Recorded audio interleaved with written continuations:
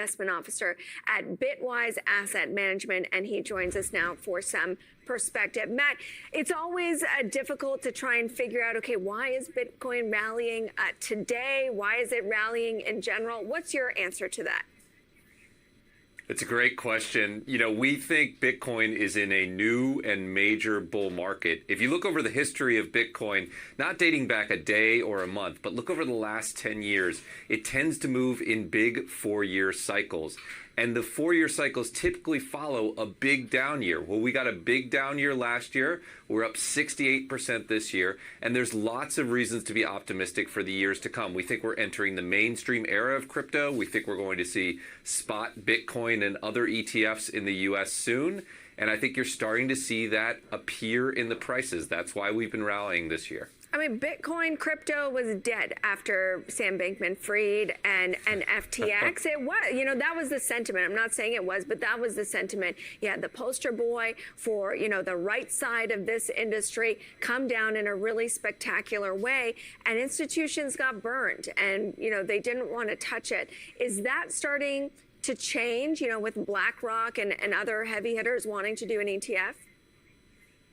Yeah, it absolutely is. I think the day that BlackRock announced it was moving into the market, trying to launch a spot Bitcoin ETF, was the day that the FTX story died for the institutional community. Certainly from November of last year until June, until that BlackRock announcement, we got a lot of questions from clients about FTX, about how crypto recovers. But once BlackRock announced, those questions end, and they turned into questions about how I allocate.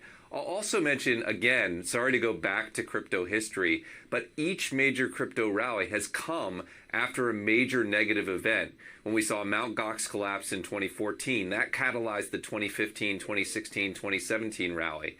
In 2018, we saw the SEC shut down ICOs, clear out the dead wood. That led to the 2019 to 2021 rally. And crypto bottomed essentially on the day that FTX went bankrupt, because that meant we were past the worst of it, we had a solid foundation, and we were ready to build. And that's what you're seeing in the prices right now. Do you think that the SEC will relent in these approvals? We're optimistic that we will see a spot Bitcoin ETF approval in the relatively near term. I, of course, can't speak to any filing, but here in the U.S., we did see Ethereum futures and blended Bitcoin Ethereum futures ETFs launch this week. I think that's a positive sign. BlackRock coming in is a positive sign. We've recently submitted new research to the SEC.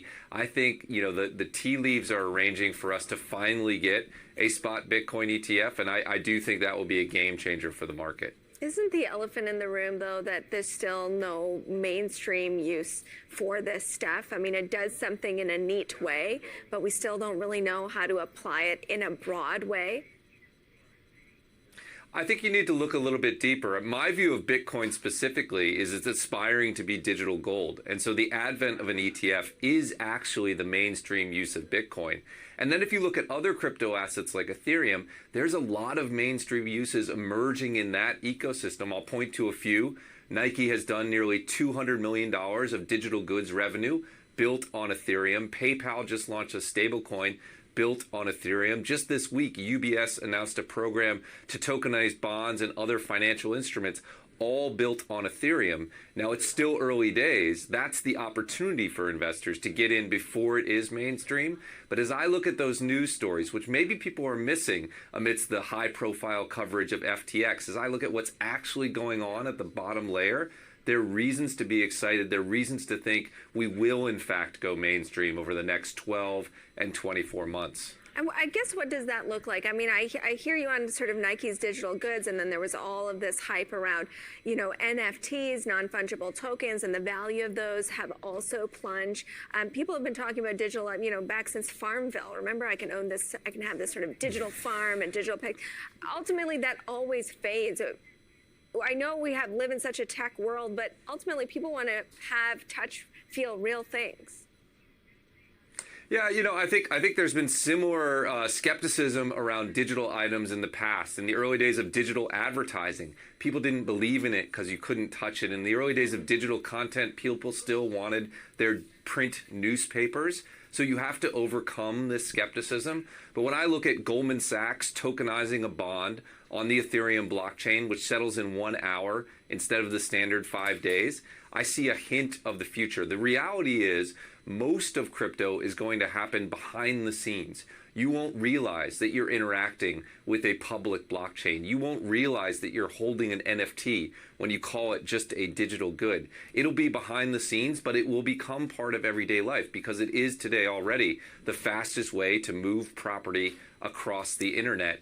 And I think you're going to see those use cases blossom. Okay, so then if that's the case, if it's going to be so useful, it can't be that expensive, right? Otherwise, it'll be too expensive to embed that into your technology. You know, the price of those tokens, they can't go to the moon.